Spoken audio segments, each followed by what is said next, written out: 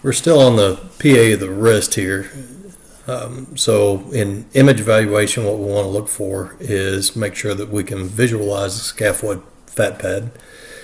Most of the time that we have rotation, it's going to be, again, because the patient starts straightening their fingers out, and that forces an external rotation. And it's not as common or dramatic as what you see in hands, but it still happens. You know, the patient starts to relax and they externally rotate. So if you remember in the hands, what we see on that external rotation on the oblique is that the medial metacarpals decrease in their superimposition. So that's one thing that you're going to be looking at. Medial metacarpals, you start to see a distortion of the medial carpals as well. They superimpose. If you remember from first semester, and what I'd mentioned in the last recording, was that the purpose for the oblique is to see the scaphoid, which is on the lateral side. So you get not really a desuperimposition as much as you start to see the scaphoid a little bit more in its full length. So the lateral metacarpals, the base is desuperimposed, and the carpal bones, especially the scaphoid, starts to appear a little bit elongated. So your textbook says that that's medial rotation. It's really rotation towards the medial side because it's external rotation. So the ulnar styloid should be in profile. If you don't have everything in the same plane, it's not going to be in profile. The scaphoid should be with minimal foreshortening, and that's going to be controlled by the proper flexion of the fingers. If the fingers are overflexed, then again you get distortion of all the carpal bones. The distal portion of the forearm should be included and not foreshortened. And the problem that you start to run into with the wrist, the forearm, and the elbow is in people who do a lot of manual labor.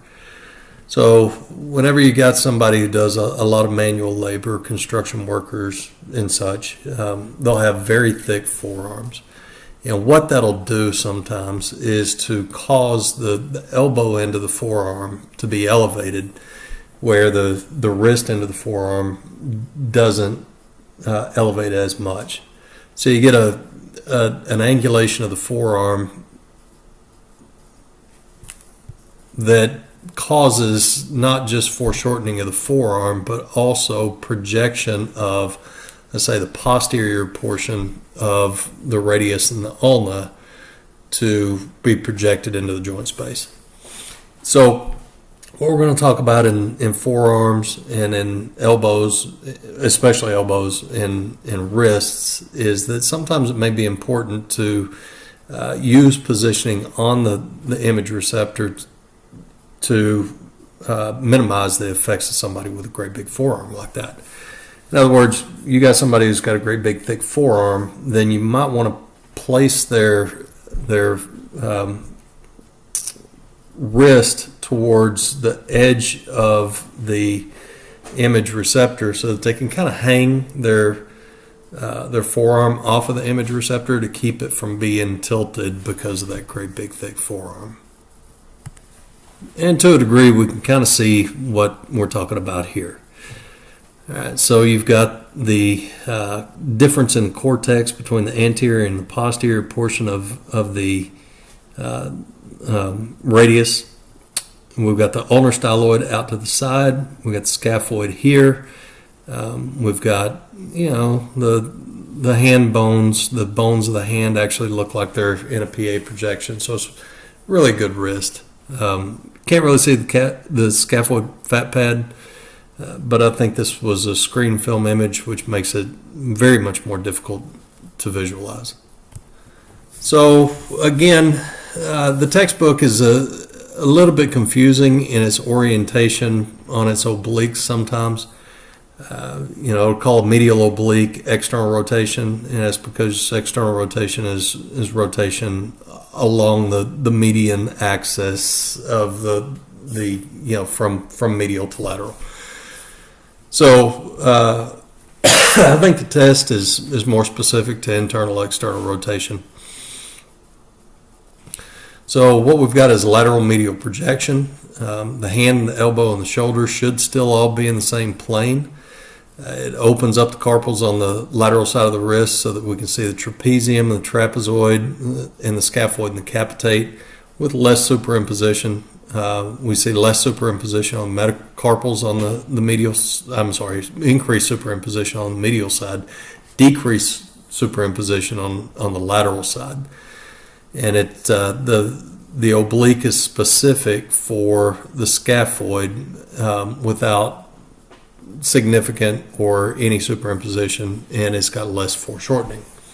So scaphoid is a bone that in its natural lay is kind of like this. All right, so in a PA projection, we've got basically three portions of the scaphoid, and we can really kind of break it down into two. So we've got a proximal and distal portion, and it's at a natural decline in a PA projection. So whenever we oblique it up, what happens is it becomes more parallel to the image receptor, so we get less foreshortening.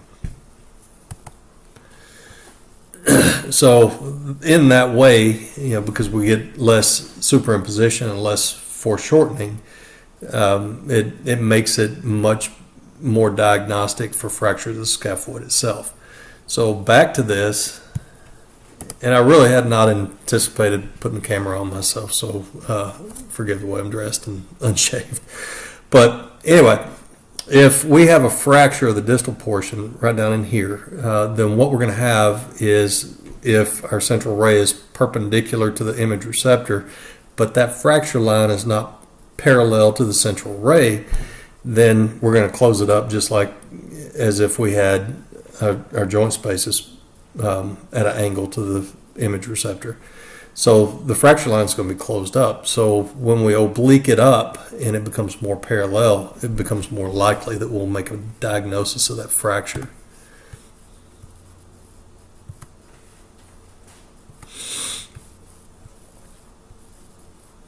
So on the oblique, again, we want to elevate the arm so everything's in the same plane. Central ray to the mid-carpal region. The wrist shouldn't be flexed any more than about 15 degrees. Scaphoid tuberosity should be in profile. Rotation is 45 degrees. Use the actual wrist bones to make sure that you're at a 45 degree angle. In this case, you can use the fingers as props, and since we're not looking for the joint spaces in the individual interphalangeal joints, it doesn't really matter if you use them as props, so just go for it. And then if we have under rotation, then what we're going to have is the trapezium and the trapezoid are going to be superimposed, and the scaphoid's going to be foreshortened. Over rotated, the trapezoid is going to be projected onto the capitate.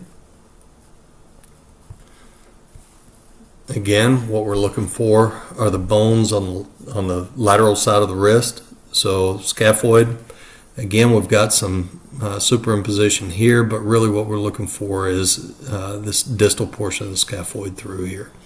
So we've got decrease in superimposition on all the carpal bones on the lateral side of the wrist.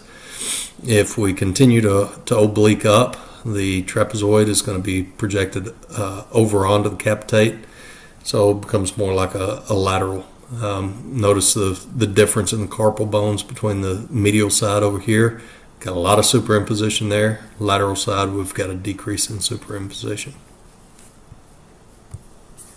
Now, lateral wrist, we've got a lateral medial projection. Again, get everything elevated into the same plane. Central ray should be to the mid-carpal region. Make sure that you include about 1/3 of the distal portion of the forearm. That's where most of your fractures are going to be. True lateral position may require a slight supination of the hand. All right, so back to this. Your evaluation criteria for a good lateral wrist is to have your radiostyloid process. It's that knot right there, and your ulnar styloid process should be superimposed. But if you feel your own, what you'll find is that your ulnar styloid process tends to be kind of posterior. So in order to get those two superimposed, you see where my thumb is here as opposed to where my index finger is here. In order to get those two superimposed, what you may have to do is oblique slightly. And when I say slightly, I mean just that. If you're in a true lateral position with your hand, if you've used the palm of your hand to place for a lateral of the wrist, then what you might have is the radial styloid process is going to be anterior and the ulnar styloid process is going to be posterior.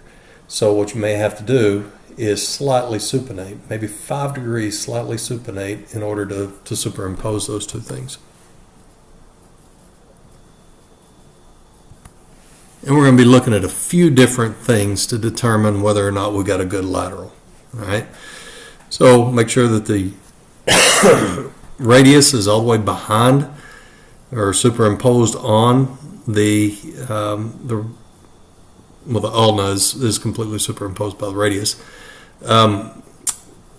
See if you can see the pronator fat pad.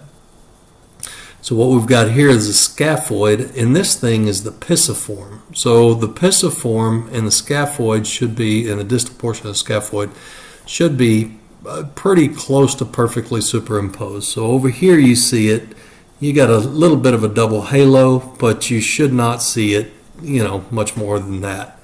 So where the pisiform is located is on the medial side of the wrist. So if you have over supinated, then what you're going to have is the pisiform is going to be out here, and the scaphoid is going to be back in this direction. If you've under rotated or you're more pronated than what you should be, then the pisiform is going to be back here, and the scaphoid is going to be out this way. So again, if you do any kind of pronation at all, it's very subtle. And that's what you're going to be looking for, but you're also going to be looking for lunate, which is this bone here, and you should see that good semi-lunar, like a half moon appearance to it or a quarter moon appearance to it. So if you have a patient who's got, again, those great big forearms, again, on your lateral, that's going to put your hand in the distal portion of your forearm and your wrist at an angle to the central array. Or to the image receptor rather, because you got these great big forearms, so it's going to elevate the elbow end and depress the hand end, which is going to mess up the appearance of the lunate. So again, what you might have to do is put the patient's anatomy closer to the edge of the image receptor so that you don't have that tilt in the forearm. That throws everything off.